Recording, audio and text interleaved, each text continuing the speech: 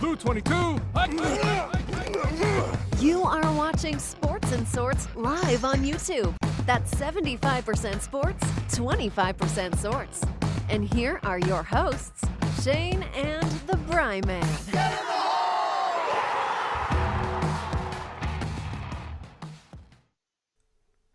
All right, we are back. It is a Monday morning, 9:51 a.m., and we have a lot to talk about today. I am one of your hosts. My name is Shane.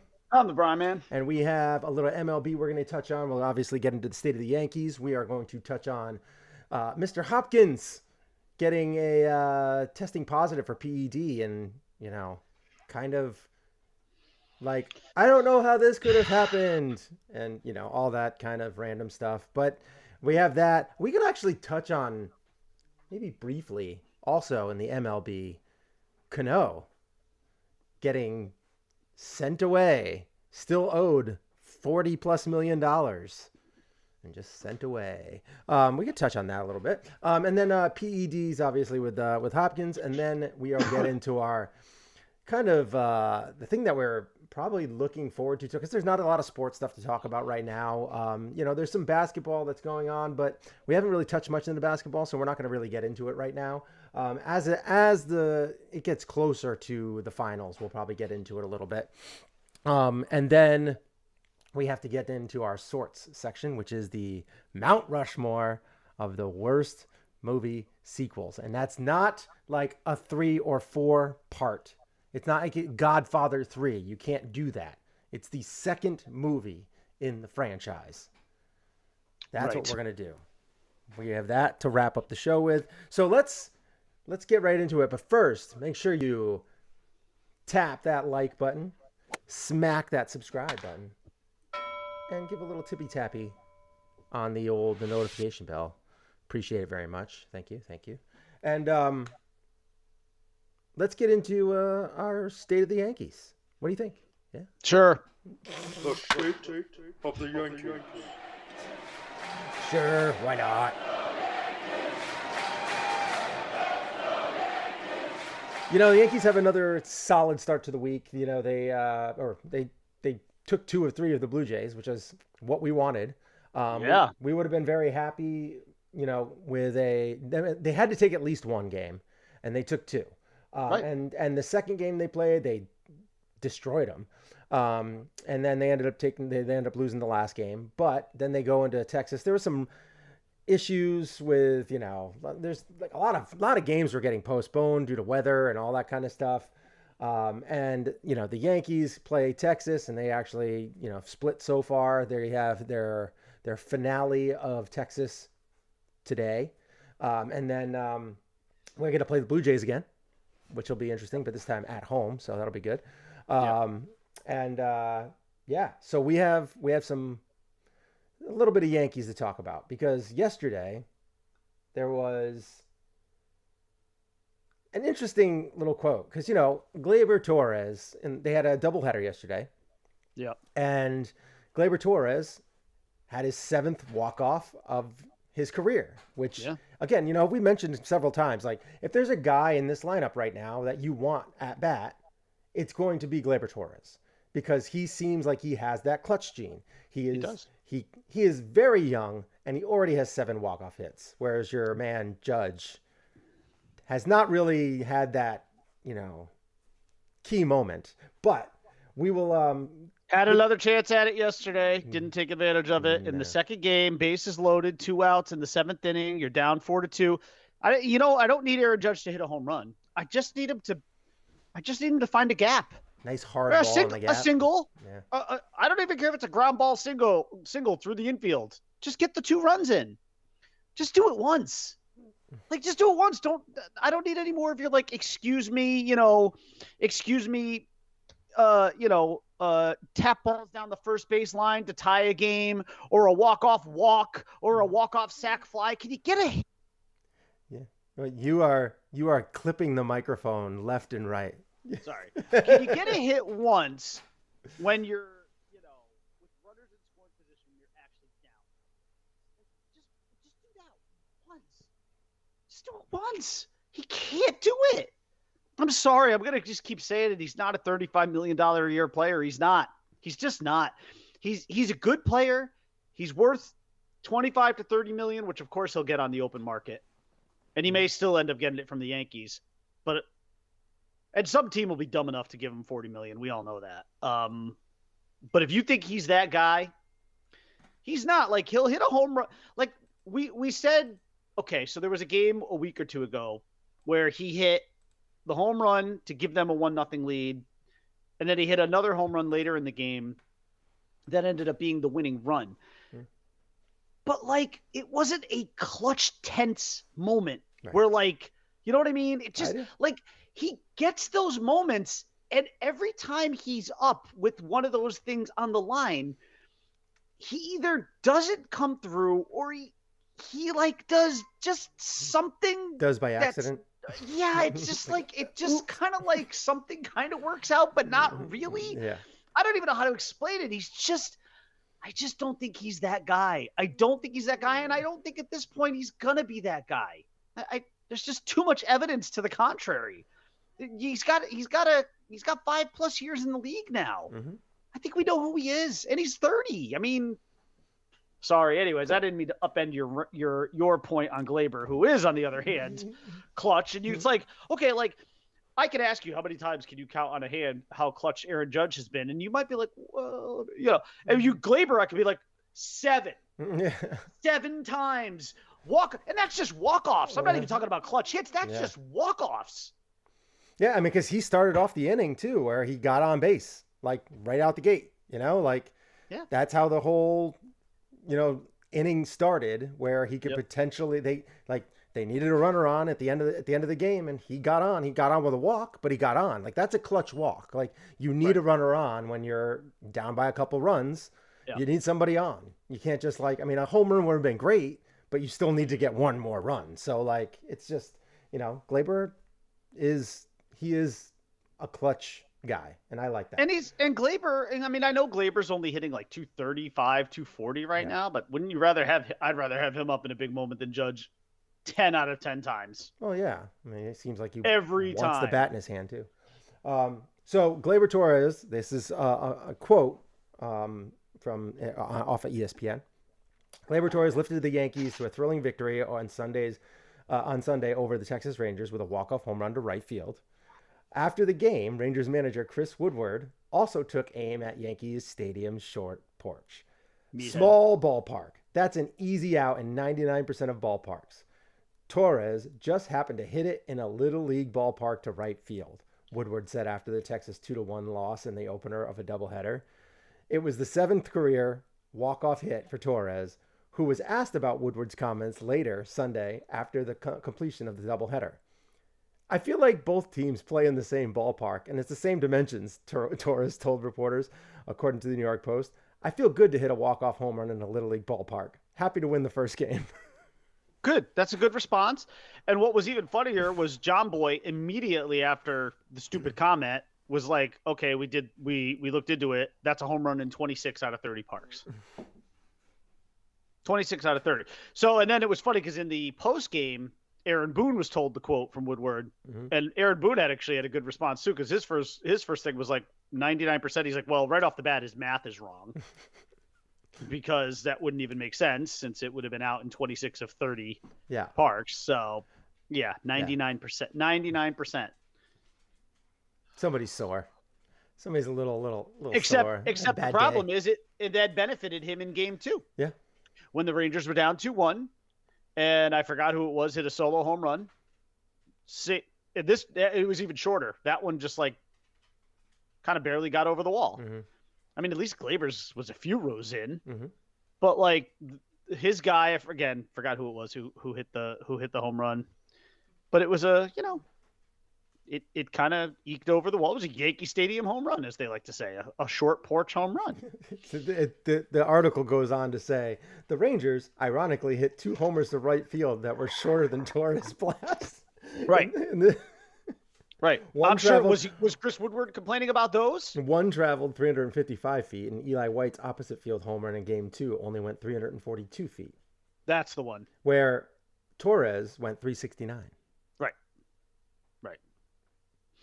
It's a joke. What a joke. I mean, Are we still complaining about the dimensions of Yankee Stadium? Is this real? I mean, who? I've never heard anyone complain about the monster in Fenway, which is right on top of you. You do have to hit it a little further to get over that thing. No, I'm just saying it's so easy to pelt the wall. Oh yeah, I mean, but you go down to Pesky Pole. I mean, that's shorter. That's significantly shorter. So, and you've seen guys hit. I've never heard anyone call Fenway a Little League Park. Yeah. Well, I mean, I'm sure they have, but yeah, still. It's just the anti-Yankee bias. This is what happens when you're a winner. When you've won as many times as the Yankees have won, people hate. It's fine. I mean, I get it. And you lose a game off a home run down the right field line.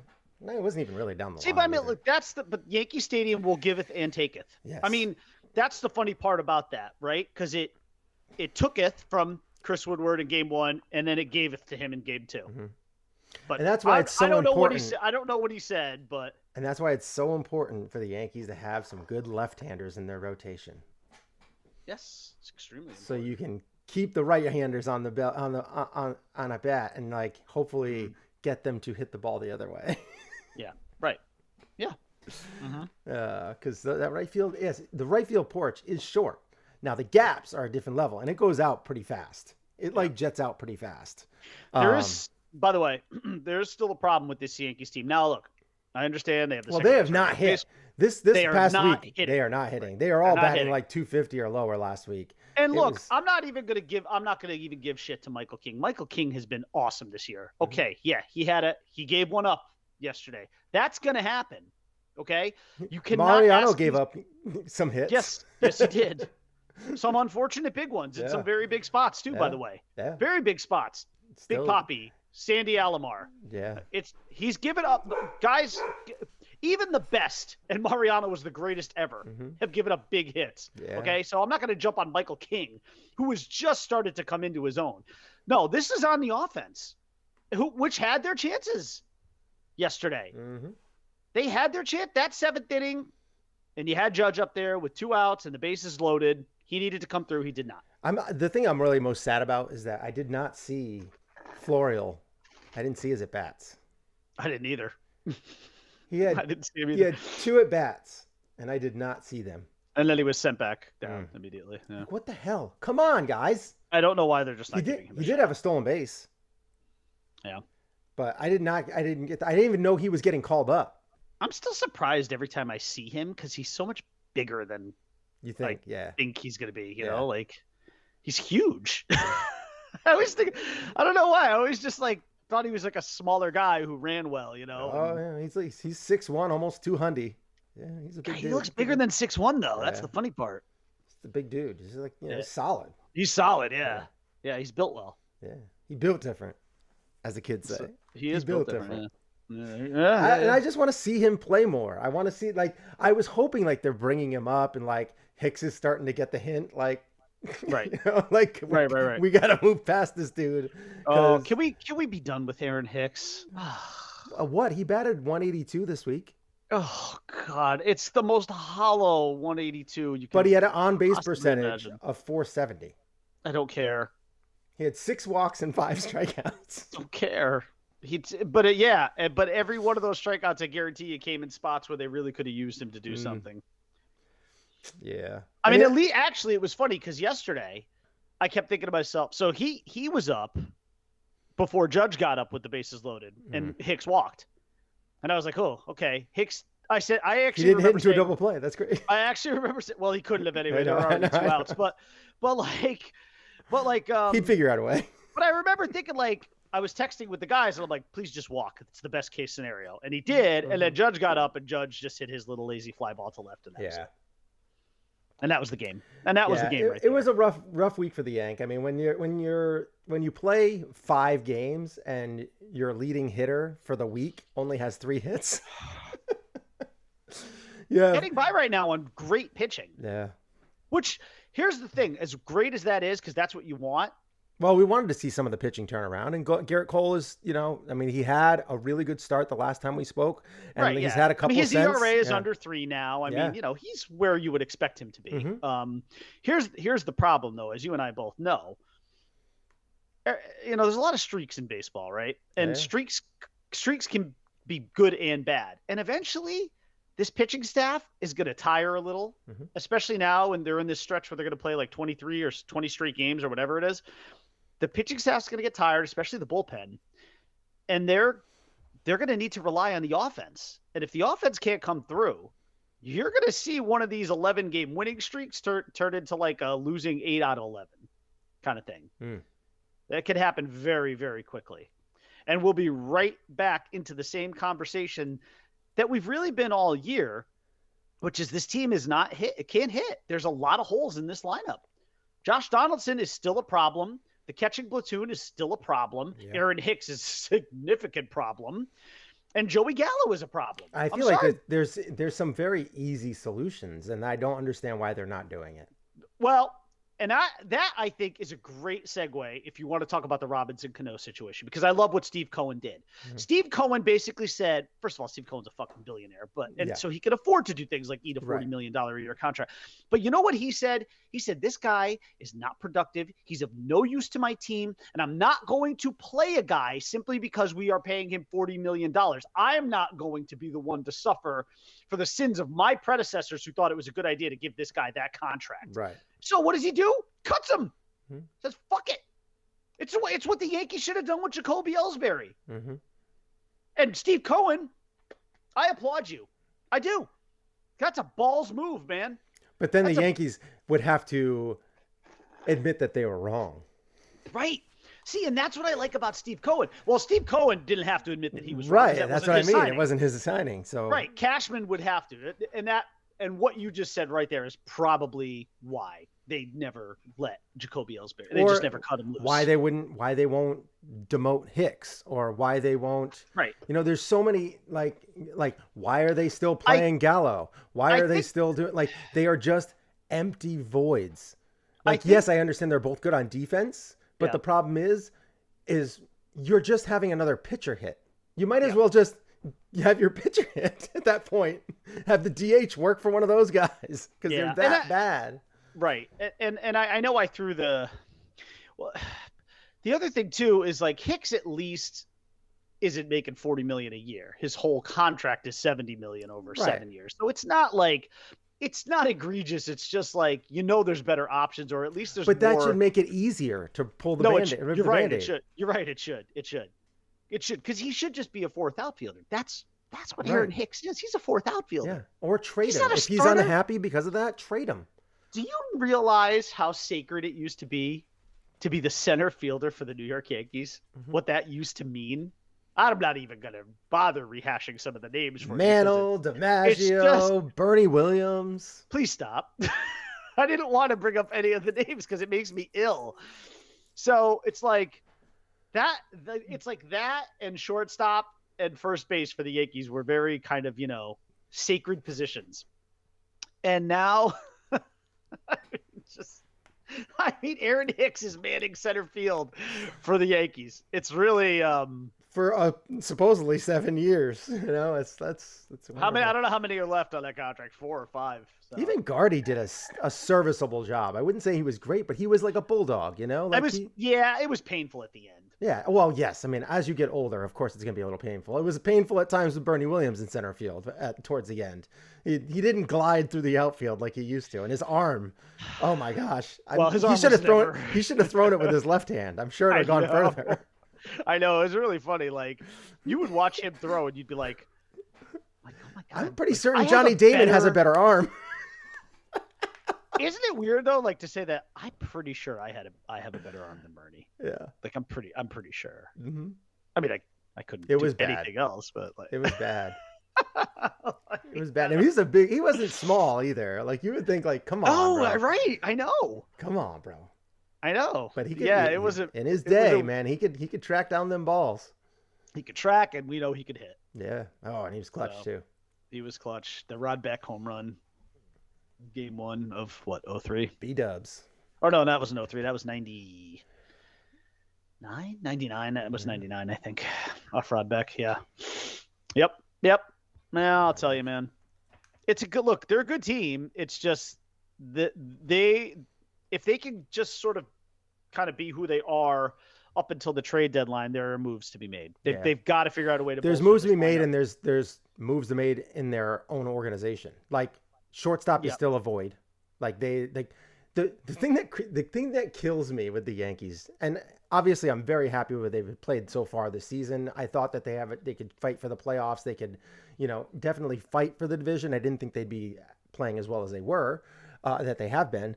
But the one thing that kills me is that the places that you want to be strongest in baseball are up the middle. Up the middle. That's catcher, short second, and center field. Second, you're good. Center, you have good defense, but that's it. Shortstop, you have mediocre defense because nobody has any range over there.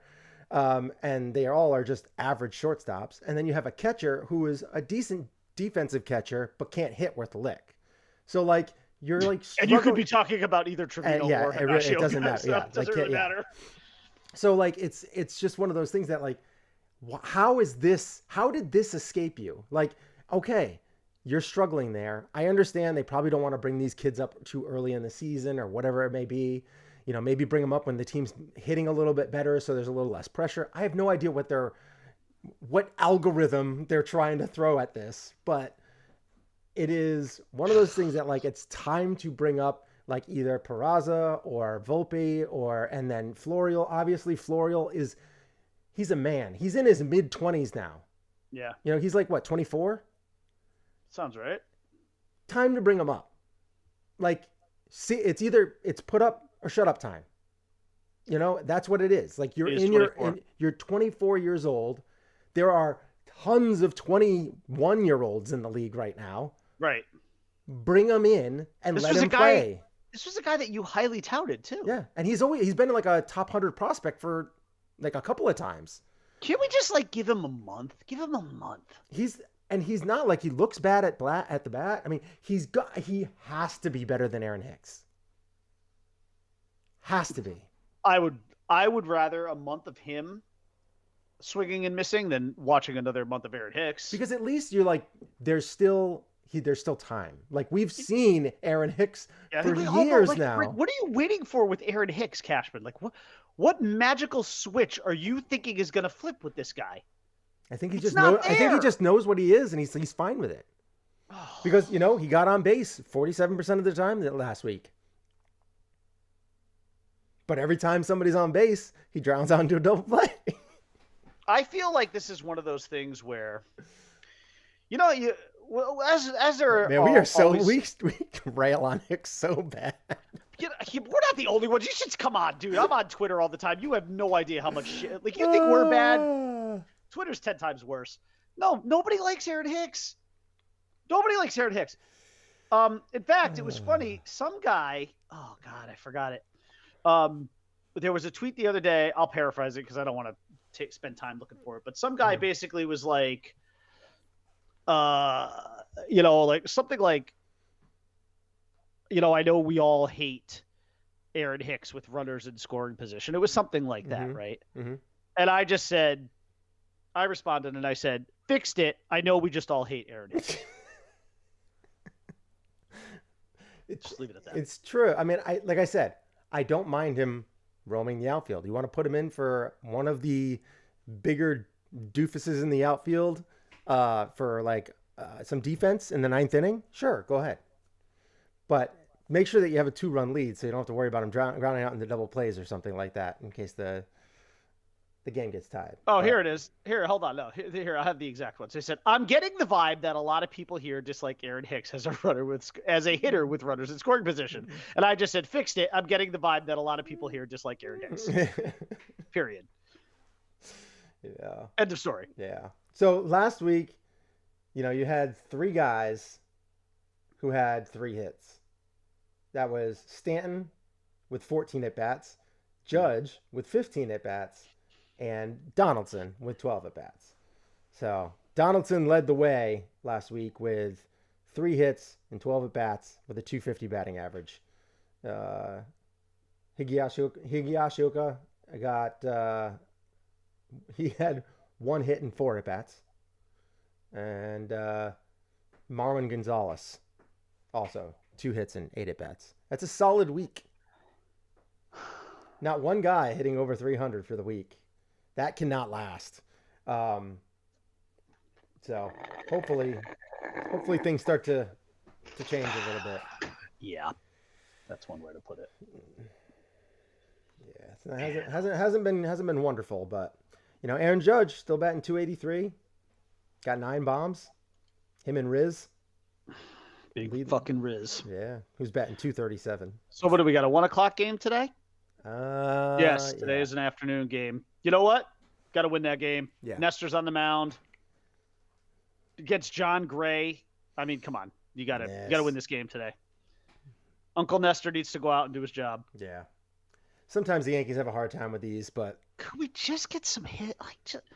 And stop tinkering with the fucking lineup. My God, the Hicks leading off, then it's DJ leading off, then it's fucking I don't know who's next. Kiner Falefa.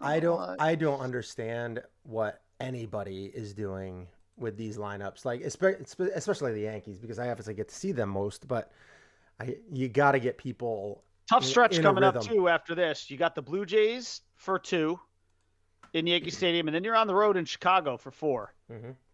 Then you go down to Baltimore for 4. Got to take 3 or 4 from the Orioles, if not sweep them. We got a lot of games coming up with the Orioles, actually. What the heck? What's going on here?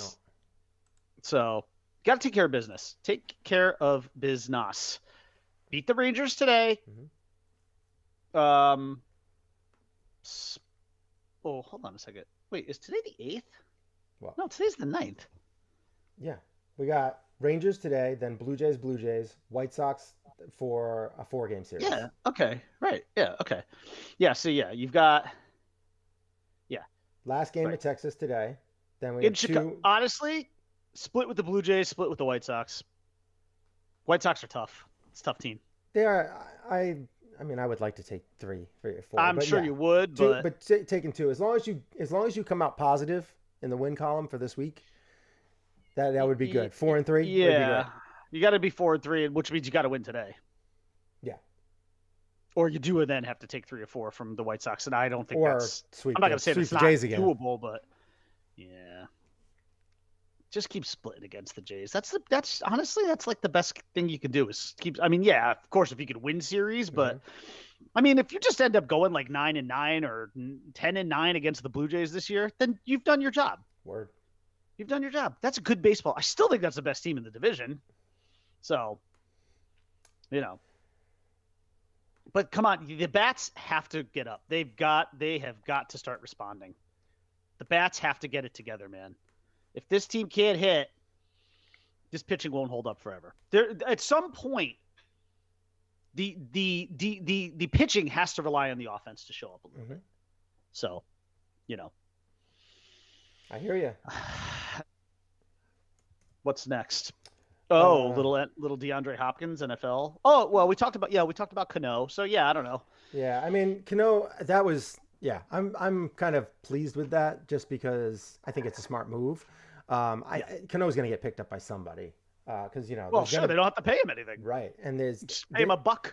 Yeah, and there's going to be somebody that's going to want a DH, and that's really all he can do right now. So, and I would not count out the Yankees in that situation. Oh God, please, they like to get 3,000 DHs. That's what they like to do. You're right. They won't do it. I don't think they'll do it. Although I do think in a funny way, Cashman probably would say like, well, it'd be great if the Mets owner was paying us to have this guy. Yeah. $40 million a year. As long, but see, if they do that, they have to start parting ways with some of these guys. They have to. If you are getting I would rather take Robinson Cano back and put him in the DH slot and get rid of Aaron Hicks, and then move in Florial. Now you have that guy there, and you can just throw him in. He can still play second serviceably. The problem is then you'd have to move Glaber to short, and that's How old not is great. Cano? 39. Oh God, I want 40, no part of that. somewhere around there. I want no part of that. I don't care who's paying for him. I don't want any part of that. Yeah, but Also, you never there's know. That Yankee mojo comes back. He's got that. He's got all sorts of He's got like 17 PED. He's a steroid guy. I don't need that. Speaking of which, DeAndre Hopkins. Yes, let's get into the NFL. The National Football League. Kaboo. DeAndre Hopkins didn't know what he was putting into his body. Stop me if you've heard this one before. What is God? It's like, I want to believe these guys. I do, because I don't want to think that they intentionally did anything, right? But like when you keep hearing the same story over and over again from different people, I'm sorry, it's hard to... I was watching Shannon Sharp talk about it. He's like, when I ever had stuff and stuff was presented to me, I would send it. I would send it to like our team doctor. What can I have this? Can I put in my body? Like, can I do? And like, it would be okay for like the league. I don't want to get suspended or anything like that. And he's like, everybody does that now. He's like, I don't even know how these people are getting like tested, for stuff. He's like, everybody has like a life coach, a massage coach, this or that, this and that. Right. Like, you have so many people. Just have a guy that's telling you what you're putting into your body and if it's illegal or not. Like, it's super simple. And Shannon Sharp is like a really kind of a good poster boy for that, because look how like jacked he was. Yeah, he still is. He's still jacked, yeah, right? He busts out of those suits on TV. And he was like, and that's what he said. One of his, like, I don't remember who he said. It was like his trainer or whatever was like, he's like, one, people always think that he's on steroids, right? He's like, take that as a compliment, because you're not. So take it as a compliment because you're so fit. He's like, but at the other side, he's like, you also have to be extra careful, because if you test, then you're going to give people even more ammunition. So he's like, even if it's for something that's like very minor, but it's on the illegal substance abuse, like, so just make sure. And like so that's what you need to do. Just give them everything. But like, they don't care. Like, Hopkins is going to sit out 6 games, and you know what's going to happen? He's going to be better for it, because he's going to have 6 games of rest. And then he's going to get to play that last 10 games, 12, 11 games or whatever it is.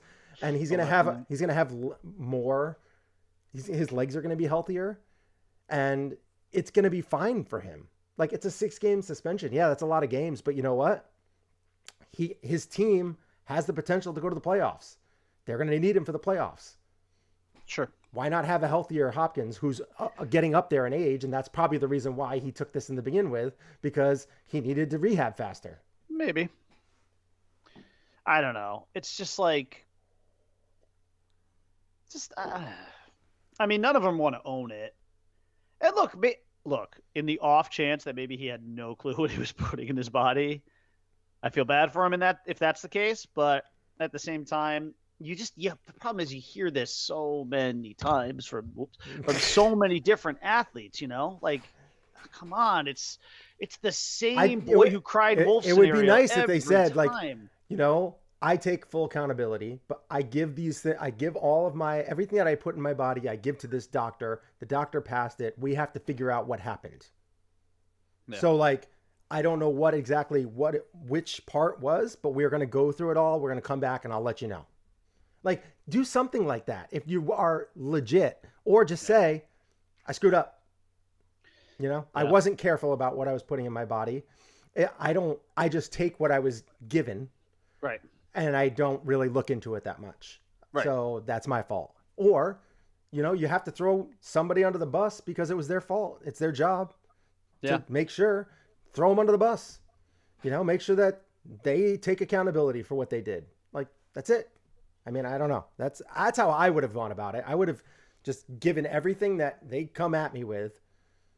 Say, all right, is all of this legal? And then ingest it, and then work out and have a day. But why bother? It just doesn't make sense. Not today's day where like everybody's getting blood tested and all that. Like, it's just doesn't make sense. Yeah. I mean, I know like guys like to stay ahead of the curve with this stuff, and we know that. I mean, A-Rod always had ways of trying to stay ahead of the curve. But he got caught. He got caught twice. They'd catch him for one thing, he would move on to another, and it would work for a little bit, and then caught again. Yeah, and he made tons of money in the meantime. And then the same thing with Manny Ramirez. He pulled the same shit. Mm-hmm. Oh, but that was just Manny being Manny. Okay, Red Sox fans. These are the same Red Sox fans who think David Ortiz didn't do shit. Fuck you. fuck you. Seriously, go fuck yourself.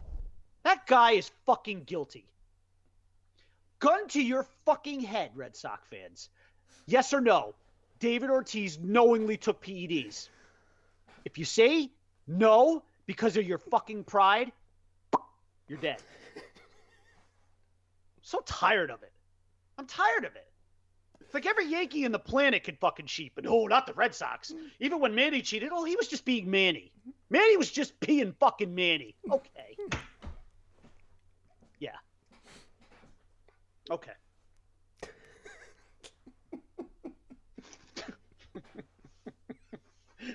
We needed something to replace like the Tom Brady shit. I don't know. You got anything good in there? Was there a gem in there? Was there like a good go fuck yourself in there? Something like that. I'm sure, maybe. I would say we do it for ratings, but nobody listens. Hey, we get like 12 views a week. I do this for my own. Believe me, this is for my own cathartic needs. Let's be honest. Like, how much do I really care that David Ortiz cheated? You do. Not as much as I care that A-Rod cheated. Yeah. Well, I care about it. A-Rod's no, I do care. No, I do care. I care. I wish you know. But my problem. I still listen, but I do think now though I still maintain that with Ortiz being in the Hall of Fame now that you have to open all the doors. You just have to. Of course, yeah. You let one in, you got to let them all in. Sorry. Mm-hmm. It's the way, I mean, I didn't make that rule, but I didn't want him in, but he got in. How did he get in? He never really tested positive. Yeah, but a lot of these guys didn't though. Right. That's the thing. A lot of them didn't, but we all know they did it. Bonds didn't. Right. Bonds didn't either. He, the cream and the clear and the cream or whatever, right? I rub olive oil under my eyes. It makes my head big. It is strange to me that Ortiz has gotten the pass that a lot of guys didn't get, though. That part is definitely weird. And I think a lot of it has to do with that. As I've told you before, my brother and I have the theory about the Boston bubble. The media bubble that exists in Massachusetts it's kind of it's the same bubble that protected Belichick and Brady from all of the shit that they pulled. Which Belichick's been getting thrown under the ringer for this past year's draft. He's people are really I think he might be losing it.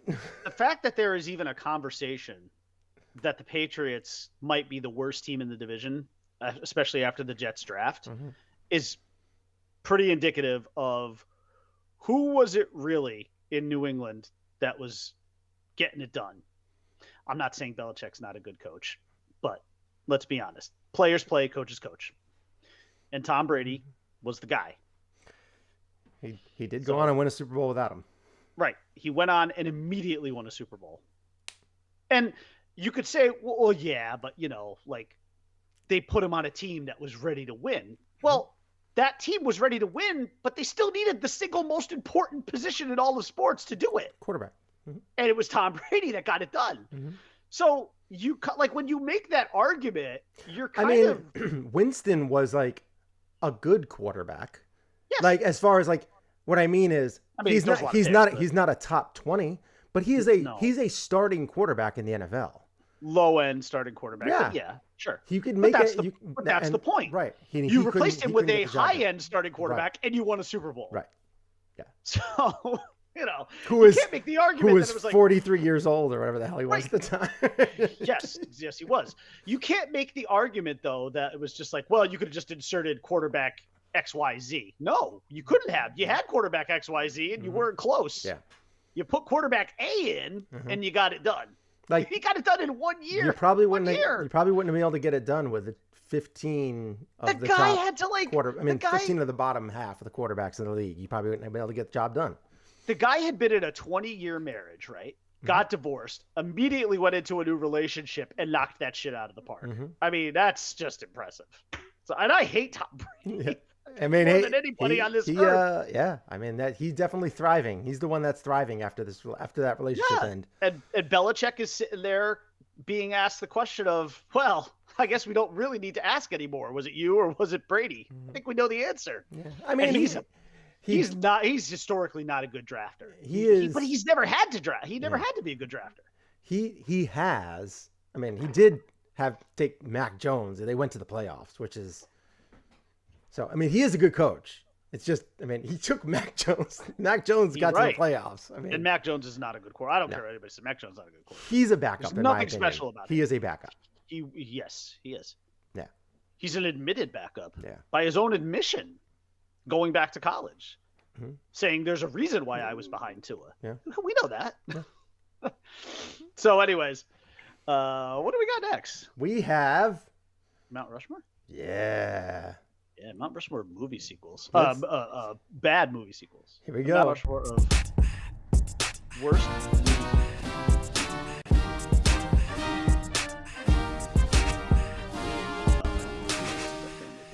Yeah, he's fired up about the movie sequels. I think so. He's yelling at the dog. He's like, quiet down. I gotta listen to these worst movie sequels. My dad's about to lay it down. That's what he's saying. Yeah. That's what he's all fired up about. Something like that. All right. So we have the Mount Rushmore of worst movie sequels. I can actually, I got the clip. Where do you think you're going? I'm going to sort it out. Got it. Sound effect. Sort it out. Nice. Got it in there. All right. So. That's what she said. So we have the worst movie sequels, Mount Rushmore. We always start off with the Lincoln. We finish with the Washington, and then we go and do the middle. And the middle is always, there are movies in there that are obviously great because they're the worst, but they're not quite as the worst. But they're not quite the worst. The worst of the worst are the bookends. Yes, are the Zoolander. I'm gonna go into mine first. Mine is a movie that I loved so much. There's so many great quotes from it. There's so many awesome just characters in it. Yep. And then they came out with a sequel, like 20 years later, which was way too late. Yeah. And I started to say it, so you might have heard it, but Zoolander 2. Yeah. It was an absolute it's tough because I'm a person who laughs at like a lot. I laugh at a lot of things. Even if things aren't super funny, I'll still chuckle. This is one of those movies where I just didn't laugh. I felt bad for the actors in the roles. I was like, oh no, please don't stop. Yeah. Just please stop. Can you make this 20 minutes shorter and just end it? Like, don't even say why you ended it. Just end it and then just roll credits. Because this is maybe just don't even start it. Brutal. Maybe just put it back. And you gotta know. You have to know when you're filming that this just isn't good. And I feel like the actors kind of felt that way because they didn't even have the same kind of mojo going in it. No. Yeah. So it's unfortunate that this movie is in here, but it is, and it was terrible. And it had, I did all the Rotten Tomatoes. I got the Rotten Tomatoes scores for everything. The critics gave it a 22%. Audience gave it a 20%. Yeah. Well, they were both horrible scores. Horrible scores. Correct scores. Yeah. All right. So who do you have for your Lincoln? My honorable mention, by the way, I have it written under. I have a bunch of honorable mentions. I only had one, and it was Zoolander 2. Was my honorable mention. Okay. So it was my, I don't know, what do you want to call it? Your Reagan, your fucking Jimmy Carter. I don't know what the fuck. I don't know. Who's another Obama? I don't know. Yeah, we'll get to it. Whatever. Someday we'll have. There won't ever be another. I was like, we should have come up with like the worst presidents in history and had that there, because like obviously Washington would be a different president's name who I think we both are glad to see that's not in office right now. So like the new Mount Rushmore, but of worst presidents? Yeah, that's what we should have done for like something like this. We should have come up with our own. Where would they put that one? Would it be like in Oklahoma or Texas or something, or maybe Florida? Florida, yeah, definitely. Put it in Florida. Yeah. All right. So my Lincoln and I think I don't know, this movie could be on your list because I think, like me, you also loved the first one. And this was a movie, The Whole 10 Yards. That was a bad one. What makes this so upsetting for me is that, with the exception of the people who were killed in the first one, specifically Frankie Figgs, everyone comes back in this movie. Like, everyone's back, you know? And it just was bad. It was bad.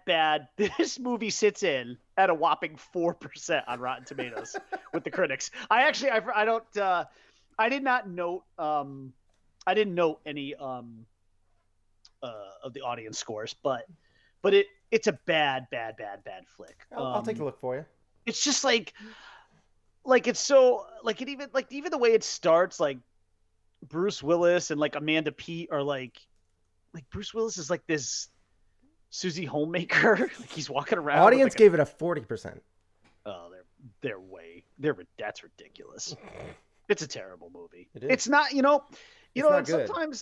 Sometimes you get those movies that are bad. I can get through that movie though. Like, I could sit there and watch it again and get through it. Like, there's movies like Zoolander 2 I can't get through again. But there are some bad movies that you like to slog through. This one I don't like. I could like. Well, there's guilty pleasure movies. And this one's not. It's not even a guilty pleasure. I can't you're just guilty. Guilty pleasures I cannot put in this. You're just guilty. I can't do that. In this one, I can't do that. But that was one of the things, because I love The Whole 9 Yards. The Whole 9 Yards is a great movie. Great movie. It's so good, yeah. It's so good. I mean, it's just an awesome flick, and this is just a really bad follow-up. And so, it hurt me to make it a Lincoln, but I had to because of how much the original movie meant to me. So, that's my Lincoln. All right. The Whole 10 Yards. All right, so we will get into our. We'll start next with our Thea. Do a little Thea Rosie. And this movie for me is, I was actually shocked to find out the audience score was as high as it was. Yeah. I was like really shocked because I was watching this. I never was able to finish this movie. I was watching it and I'm like, oh my God, this is painful. Another one that, I feel like you have these movies that have these starts and are just like all-time classics or all-time cult classics.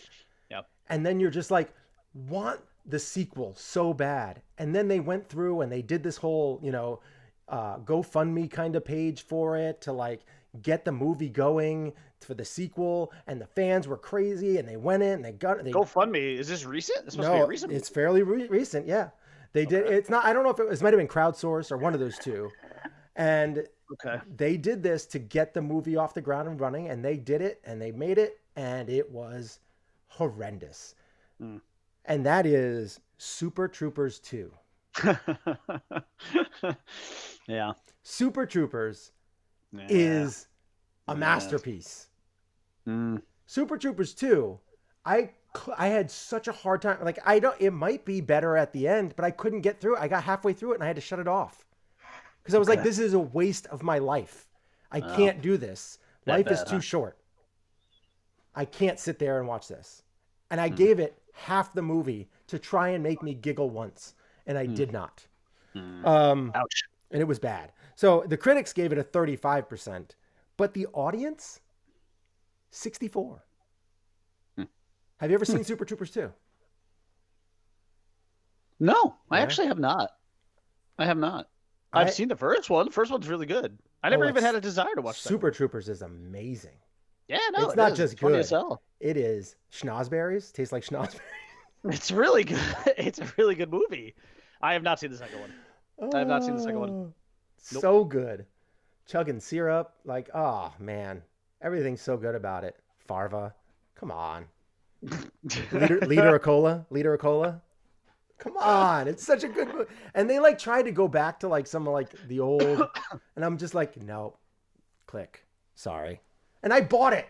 That was one of those, I was like so excited when it came out on Vudu. I was like, this is gonna be great. It's gotta be.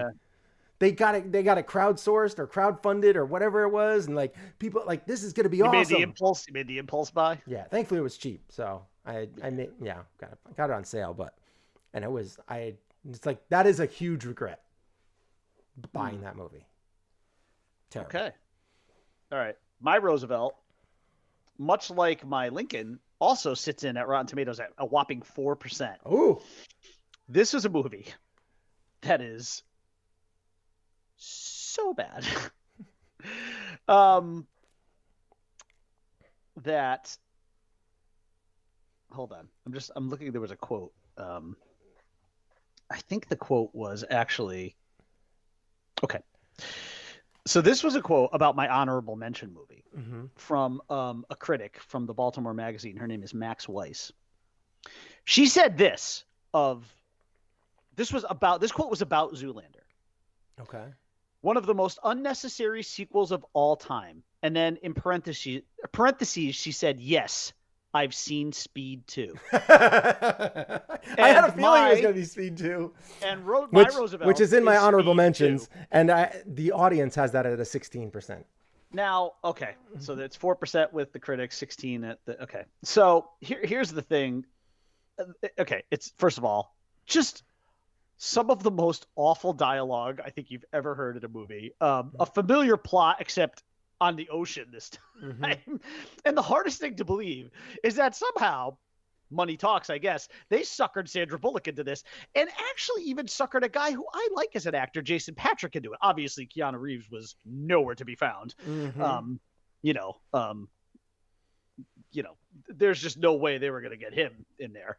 But I'm still shocked that Sandra Bullock signed up for this mess, and that Jason Patrick was also dragged into this mess. I just don't understand. Jason Patrick is a respectable actor too. Like, I like Jason Patrick. He's been in a few, but he was really good in Sleepers, which is a really disturbing movie. But yeah, Speed 2. If you haven't seen it, don't. That's all I can say. Walk away. Yeah. All right, so we have that, and this is all coming up on, I think, Top Gun comes out soon. So Top Gun 2, could it be a movie that's on this list? I hear that it's actually decent. I hear that's pretty good, so that's good. But man, it's been like 40 years. I hope it's good. I hope it's okay. I mean, Christ, I think this age would they even allow Maverick in a plane? I mean, Tom Cruise, like, he still looks like he's like. He only aged like 4 years. Yeah, since we know how well he ages. It's disturbing. All that Scientology. Keep seriously. All right, so Thomas Jefferson, TJ here. All right, our third pick of the worst movies in sequels in cinematic history.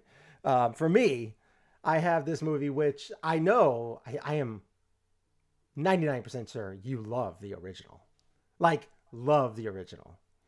And I know a lot of people who love the original. I think Damien even is a big fan of the original. Okay. But the sequel comes out, and it is quite possibly not only just one of the worst sequels in history, but one of the worst movies in history. Okay. And that is Highlander 2, The Quickening, which gets a cinematic... a critic score of 0%, an audience score of 22%. Wow. The Quickening. That's an impressive pull. Yeah. Like, Highlander is a good movie for what it is. It's. Oh yeah. Christopher Lambert and Sean Connery. Yeah. And then they bring it back, and it was a slop heap. It was just horrible.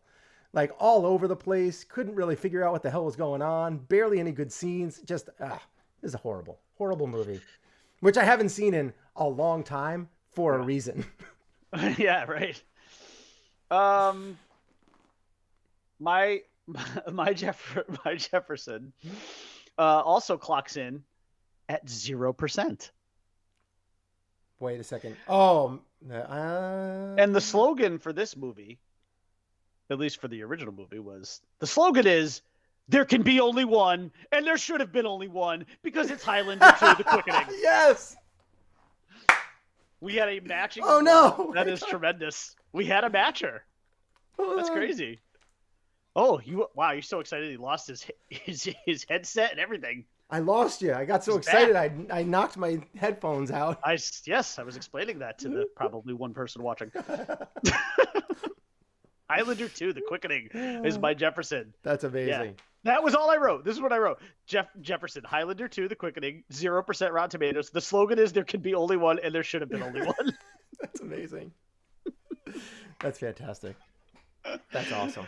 I knew we would have at least like one. I didn't know we would match president, but yeah, that's really good. That's great. That's impressive. All right, so there are several movies.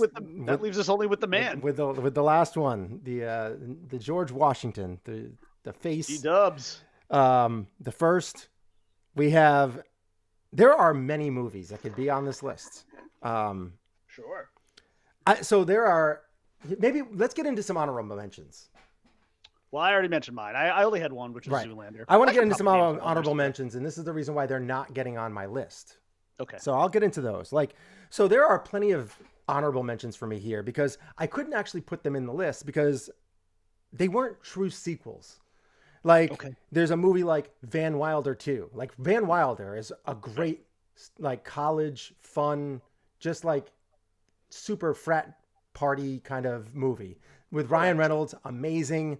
Yes. And then they came out Van Wilder 2, The Rise of Taj or whatever it was. But it's not a real Ryan Reynolds. It's not a real sequel. No, it's not. Right. No, it's not. It's not. It's not Ryan Reynolds. So I couldn't really put it in there. And then you have another Ryan Reynolds movie, which was Waiting, which is amazing. I wouldn't say amazing. It was good. And there was lots of funny stuff in there with Dane Cook. Dane Cook. Just the Dane Cook Welcome to Thunderdome bitch is just one of the great scenes. There are some very funny scenes in that movie. And it is just a good time.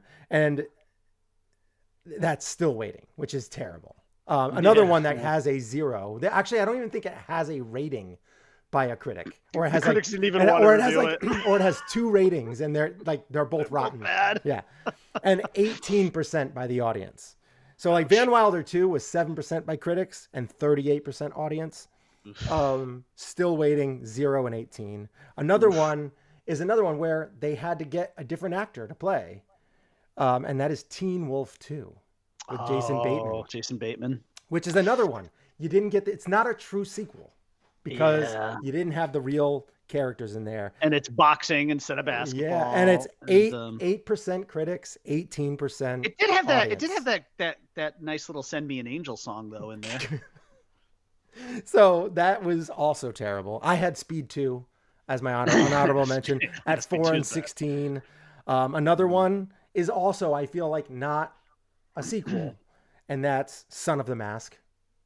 Oh yeah, which is 6 and 16 first, critics and audience, and then the other one, which is, I think it was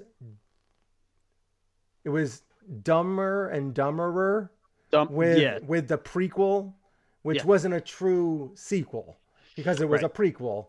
And that was another one that was just absolutely But then there is a Dumb and Dumber 2, which also made my honorable mention list because that was another one that I was like, there was such high expectations for that it almost made my list. But I was like, I just can't because it was really bad. Yeah. But it wasn't that bad. It was, I mean, it has, I think, a 30% and a 35%. Obviously, a lot of people not happy with that sequel. But the number one movie on my list was a movie that I actually still quote a bunch. You quote from time to time. My brother quotes from time to time. And it is just all-time movie. It's actually been talked about quite a bit recently because not the sequel, but the original, because of what had happened at the Oscars where Will Smith welcomed Chris Rock to Earth, and that was Independence Day. That is an all-time fun popcorn movie, just a blast. Everybody who's seen that movie likes it. It's just a good time. And the sequel, which is Independence Day Resurgence. Now, I understand that Will Smith is not in this, but he did not need to be in this, the way that they designed it. And there was a lot of other key aspects that were in this that were from the original. So therefore I felt it could be in this spot because It was a bad movie too, yeah. it was terrible. It was Yeah. absolutely terrible. Like there was so much going on, and it was just like a splooge fest of, you know, CGI and terrible acting and Right. just, it was horrendous. And I feel bad for all the people who had to come back and be in that. Yeah, including like Bill Pullman, who was like bearded, right? Yeah, and he was like tapped in the head, but then all of a sudden just shook it off. Right. Right. He shaved and shook it. Or did he shave or no? Did Something he like shave? that, yeah. I don't know. And then you have The doctor there who Jeff originally- Goldblum. Yeah, Goldblum, yeah. Yeah, I mean, there's a lot of guys that came back and were in this movie, and then you have like Will Smith's son or whoever it was, and just like, it was just horrible, absolutely terrible. Yeah, it's a good call. It's a good call. Yeah, sad. You could probably guess my George Washington. It was mentioned before. Now I know some people would hear the Rotten Tomatoes score. They'd be like, "What are you nuts? 75% on Rotten Tomatoes." Doesn't matter. Doesn't matter because the because the expectations that the first movie set, the fact that it is possibly, and I do mean possibly, the most quotable movie, maybe the most quotable comedy ever. It's certainly up there. To go from that to this was a significant letdown. And I do not know how any I don't know how any critics could have given this movie a 75%. Right, man. The movie is... Don't do it, Brian. Ron, I'm sorry. You failed. You failed this city, Ron. You have failed this movie. You failed that sequel. It wasn't even his fault. It was just a result of bad writing. But yes, my George Washington is Anchorman 2, The Legend Continues. And it pains me. It pains me that, Ron, you have brought great shame upon that franchise by putting that ridiculous sequel out. I would have rather there had been no sequel at all. Because again, much like my review with the whole 10 Yards, this movie also brought back all the main players. Everybody came back. Mm-hmm. They were all back. All of them. And go back. And you couldn't. And here's what makes this one especially painful for me, as you could probably imagine. So here's what I wrote. Washington, Anchorman 2, The Legend Continues, 75% Rotten Tomatoes. This hurts on so many levels for me. The expectations were so high, which was obviously unfair. And Harrison Ford was actually in this movie. Double whammy for me that the first movie is one of my favorite comedies of all time. And the sequel has my favorite actor ever. And it's awful, not funny, and unlike the first, not quotable. I couldn't give you a quote from the movie. It was such a letdown. That movie is such a letdown to me. Mm-hmm. And I honestly, the 75, it was so weird because I knew the second we spun and we hit on this category when we were spinning the Wheel of Destiny, I knew this was going to be my George Washington. It wasn't even debatable. Mm-hmm. It shocked me. The only thing that shocked me was that 75% Rotten Tomatoes score. Yeah. I was like, how? What were you watching? They loved that RV scene. There's like a shark that he befriends. He's blind. He's living in a lighthouse. It sounds hilarious when you bring it up like that. Even the great Harrison Ford could do nothing for the look. Anchorman gave you a really easy formula to work off of, and you just somehow abandoned it completely. And you went like, you didn't even go out into left field. You went out like beyond the left field fence and like out onto the streets and got hit by a bus like that. That's what happened here with this movie. I'm surprised to hear, not so much that it wasn't on your overall Mount Rushmore, but that it didn't even actually make your honorable mentions. No, because like, as much as I hated it, maybe you figured like Brian's got this one covered. No, it's like as much as I disliked it, there are many movies, many sequels that I just thought were worse. No, you're right. There are, but there was super high expectations with that. But I was able to actually finish that. Like, I could finish the movie, and I was kind of like, I laughed at a few. Like, there were some Kristen Wiig, Steve Carell moments that were kind of funny, that made me laugh a little. But, like, yeah. That's the other thing, too. Like, in addition to the cast being back, you actually even added, too. You had Kristen Wiig, you had Harrison Ford in there. I mean, granted, Harrison Ford's was essentially a cameo, but, Right. I mean, come on. You actually enhanced the cast and came up with a worse movie. Yeah. But I never expected the movie to be on par with the original. Nothing was going to come close to Anchorman. Nothing was going to. They were never going to be able to climb that mountain again. But they could have at least gone like halfway up the mountain, and they just they stumbled out of the blocks. They climbed like one part of the mountain, and then the whole fucking thing just collapsed. Sorry, it's a bad movie. It's a bad movie, and frankly, I have no desire to ever watch it again. If I ever watch it again, it'll be by accident. Maybe that's what I got to get. Maybe I got to get the Joe Girardi clip. It's not what you want. That's probably what I should get. I should probably get that clip. It's not what you want. Yeah. Oh, man. I don't know where But that completes our Mount Rushmore of bad movie sequels. Yeah. Terrible, awful, horrible, horrendous, worst movie sequels ever. Somebody took my black magic marker. I'm going to blame my daughter. She steals all my stuff. But yes, that was such a fun one that as I explained to you, I did it like immediately following the show last Monday. Because I was like, ooh, this is exciting. Mount Rushmore of worst movie sequels. And then you immediately punched in Anchorman 2 into your... Washington, yep. Yeah. Mm-hmm. Yes, indeed. Yeah.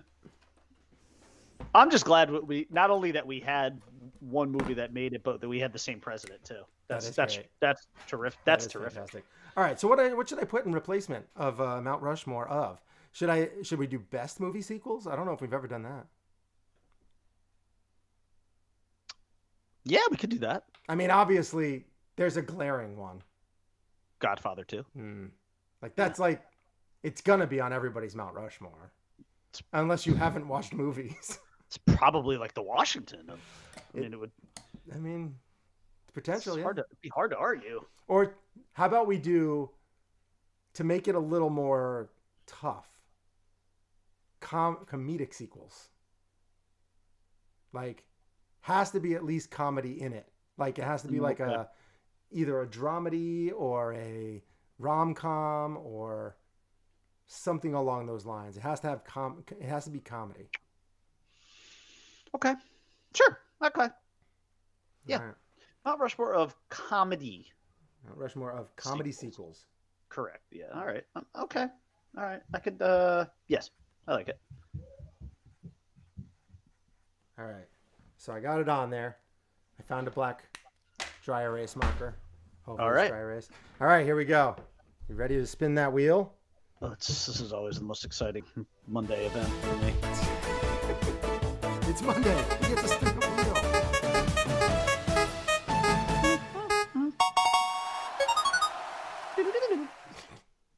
Here we go.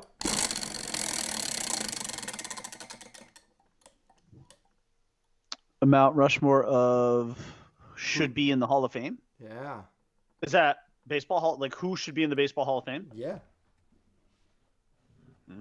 I don't know who came up with that one. I like that. Who should be in the Hall of Fame. I need to note that to myself. So that's not only a sorts, but it's also a sports. Wow. Yeah, we mixed genres there. But is it now? It's who should be in the Hall of Fame. Is it a particular sport or is it just? Oh, you're right. We did not. I don't think we specified a sport. Oh, we could have a little more fun with that if it's not just baseball. That's really tough then. Yeah, it does. You're right. You're right. I'm going to say any sport. All right.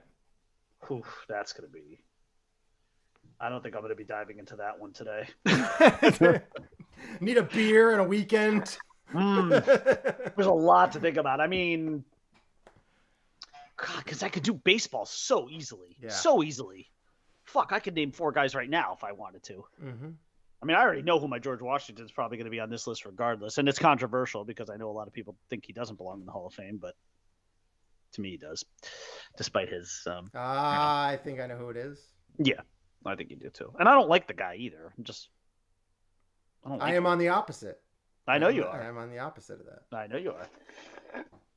He's a terrible person. It's Oh, not. that's horrible.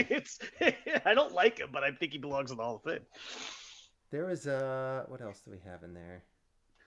There's some definite football snubs. Oh, I did want to tell everybody that we did. Oh yeah, there's definitely some snubs out there. But we are changing our how is it only and how is it actually. So it's still going to be how is this only, how is it actually, but it's going to incorporate hopefully some of the 7 audience members, because we are going to have you prove us wrong. Prove me wrong. Why this isn't, or why this is actually, because how is this only? You're going to have to prove us wrong. That's what we're going to do. We're going to have that out there. You have to prove us wrong. Why we are wrong. That might be really easy to do. No chance. Fight me. Let's go. I will fight you. I will befriend a lighthouse and a shark and go blind and fight you with all of my power. All right. So that's pretty much it for our show today. We really appreciate you checking us out. If you did. If you didn't. What? That's inappropriate. And yeah, that's pretty much that. We will go ahead. Say you're Tony Stark. In the words of the great Tony Stark, The late great.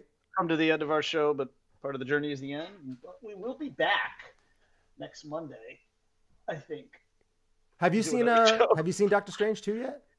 No, not yet.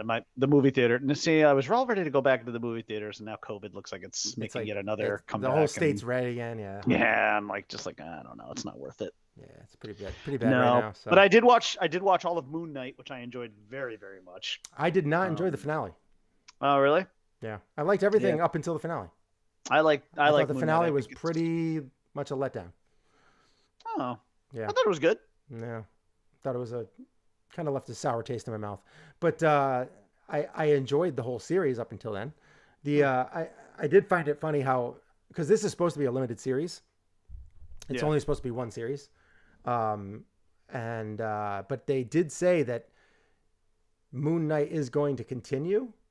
Yeah. So like the producer came out and said it is, but like we don't know if it's in the movies or because when you go and you present to like the Oscars or like the for limited series and stuff like that, or Emmys and all that kind of stuff, you have to actually be a limited series. Like you can only have one, like Queen's Gambit kind of deal. Like you can only be one.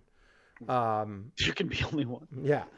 And if you aren't, then you automatically get disqualified. Or even if there's a chance, you are not eligible. Yeah. So Disney originally put this in for the standalone series. Right. So I don't know if that's still the case or not, but it was a popular series. Everybody seemed to really like it. Like I said, I enjoyed it a lot. I was really looking forward to, the next episode every week. And then I kind of, like I said, the finale was just kind of, it was all right. It wasn't anywhere near as good as the episodes prior to it, but whatever. What are you going to do? I'm looking forward to Obi-Wan. Can't wait for that to come out. Oh, I think we're all looking forward to that. That should be good stuff. And did you see the trailer with little Darth Vader in it? Oh, it's tremendous. Yeah, he's coming. Yeah, you got the Inquisitor in there. Mm-hmm. Grand Inquisitor. Yep. You got Uncle Ben. I mean, not Uncle Owen. Yeah, Uncle Owen. That was a great line, actually. The Uncle Owen line. That cut right to the heart there. He was like, "Oh, like you trained his father." Yeah, Ooh. yeah. Ooh, That's yeah. Sick burn, bro. Yeah, seriously. He got him on that one. Yeah. Like, well, you're not wrong. You're not wrong. That would be great if that's actually what he says. Well, you're not wrong. Touche. Right, if he said touche. Or if he just goes like, damn.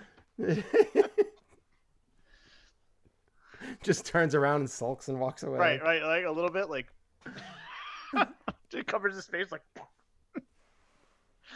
Yeah, no, that'd be yeah, I can't wait. That's just like, I mean, that is a series that people have been clamoring for since Disney Plus became a thing, Mm-hmm. you know?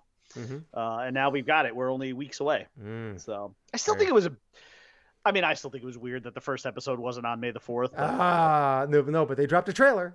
Yeah, they dropped a trailer. We got that trailer. It was It's good. all because of Moon Knight. Like they had to wrap Moon Knight up you first gotta, before they. Yeah, you got it. No, I understand. Right? You can't just give everybody everything. They could have very easily just thrown out a couple episodes to start with Moon Knight and wrapped up, and then right into Obi-Wan. Yeah. But I'm very excited for that. I hope, because it's like a 6-episode thing. Mm-hmm. I hope it doesn't just end up being like just one and done, you know? Or if it leads to a movie, that would be great. Oof. I don't know. All right, that's a tough one. But there's such a long timeline there. Mm-hmm. There's Which a lot. means you could do 3 seasons. You could do a lot of seasons. I don't know. I mean, who knows how many, you know? Who knows how many, you know? I mean, I know Ewan McGregor likes playing this role, but right. I'm sure he doesn't want to do it forever either. I mean, hey, a lot of these actors, they stop playing these roles, and then they're like, you know what? I probably should have continued. That was really good money. I really hope we see Han Solo. Maybe.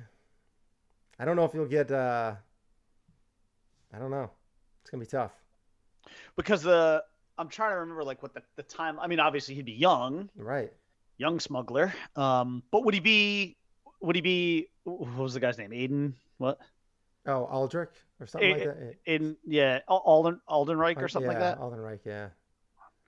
Aaron Aldenreich. I can't something remember. Something like that, yeah. Yeah, something like that. Would it be him? I mean, I don't know. I assume. I don't know if think, I don't know. I don't think your boy's coming back for it. No, I'm pretty sure. No. I think he was very happy to get stabbed. Yeah. Although he still had enough in him to do that one little scene in Rise of Skywalker, though. Yeah. Just the like he was almost like he was a memory ghost, really. Yeah. A memory. He wasn't a Force ghost because he wasn't a Jedi. They probably didn't really need him for it. They probably just he was like, just use my likeness. Go ahead. Yeah, he did it though. I'll give him credit for at least he did it. Yeah. You know what? I mean, Harrison is old and grumpy, and he as much as he bitches about that role, if he really hated it that much, would he have really come back and even done it? No, because he's smart and he's like, just like, you know, I mean, I know he loves playing Indiana Jones, but like, he understands when you get a good role like that those things don't come around all the time. It's, you know, what's funny? You stick that and you milk that cow. It's so weird to me though that he doesn't like that role, because or nowadays you milk those nuts. It's still bizarre to me that he didn't like the Han Solo role, because he is Han Solo. He's that guy. I mean, maybe he's not literally a smuggler, but like the attitude and the personality, the gruffness, because that's fucking who he is. He's more that than he is Indiana Jones. Maybe he wants to play somebody else. That's why. He doesn't want to play himself. Yeah, maybe that's the problem. Like, well, you're not paying me to act here. I'm just being me, you know? I mean, listen, don't get me wrong. I love that Indiana Jones is his favorite character, because Indiana Jones is my favorite character. Mm-hmm. So, and it's my favorite character of his by a mile. Like, it's Indiana Jones, and then it's like Han Solo down here somewhere. Mm-hmm. And there's a big gap between 1 and 2, you know? And also Dr. Richard Kimball's in there. You know that. But yeah, like, and don't get me wrong, I'm like really excited for that. I mean, I just don't think he could wrap filming on the Indiana Jones movie before he fucking dies. And not because of like he's old, mostly because like the guy gets in so many accidents. I know, so many plane accidents, plane crashes. I mean, like he takes a step out of a plane and he breaks an ankle or something. Like, all right, can we get this wrapped here?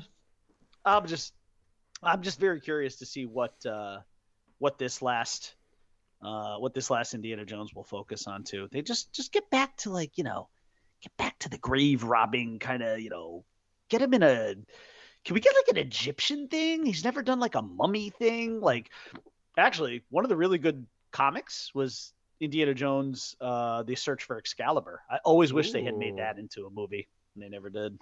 I don't know what this one's going to be about. Yeah. That would have been a good one, though, don't you think? Yeah. I mean, wielding the sword of King Arthur, that would have been kind of cool. Yeah, for sure. Maybe the truth is they should have just stopped after the Last Crusade. I mean, he literally got his hands on the Holy Grail. That was a perfect movie. That was great. It really was. It was a great movie. but it's my favorite. It's my favorite Indiana Jones. Like the chemistry between them two, just tremendous. Oh, it was unreal. It's my second favorite. I mean, Raiders is my first. Yeah, I know.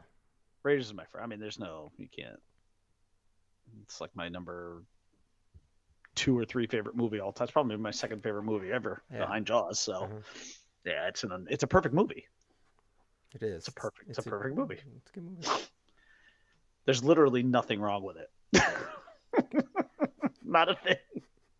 Not a damn thing. It's got 100% on Rotten. That should be your how is this only, because it's not going to be 100 and 100. Right. Hell, even Jaws is only 98. I know, there's a bunch of Toy Stories. Like 3 of the 4 Toy Stories are like 100% on Rotten Tomatoes. Yeah, it's like ridiculous. I have the best idea for Toy Story 5. I want to pitch it, but like I don't know who to pitch it to. You don't have Chapek's number? No, for not. No. Is there a Pixar person I could call? Try 1-800 Disney. I have explained it too to like the wife and the kids a couple times, and they're like, "Yeah, that's good." I mean, Toy Story is classic for like making people cry. This is the ultimate tearjerker one. Ultimate tearjerker. I mean, you talk about coming full circle tearjerk. I didn't say a circle jerk. It's a tear jerk. There were so many circles and tear jerk and jerking and tears. I love it. Right. That would be me. I've been swimming in raw sewage. I love it. What's that smell? Oh, that would be me. You notice Naked Gun 2.5 did not make the bad sequels list because it's a fucking great sequel. The other movie, Airplane 2, The Concorde. That was on my honorable mention list. I forgot. Deservedly so, especially considering how great Airplane is. Airplane's still funny. Another one that did not make the list was Hot Shots Part 2, because that movie is also a great sequel. It's good. Yeah, no, it's good. No, that's a good movie. War. It's fantastic. The kill count. The kill count. I still like when Saddam Hussein says to what's his name, "I will kill you until you die from it." You Yankee Doodle pig.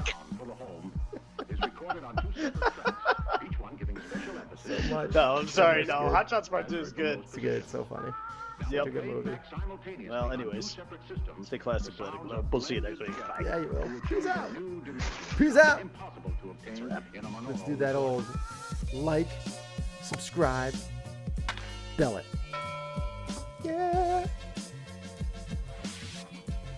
Peace out. Yeah, see ya. Bye. Bye, everybody. Oh, I had to hit the finish button. I forgot about that.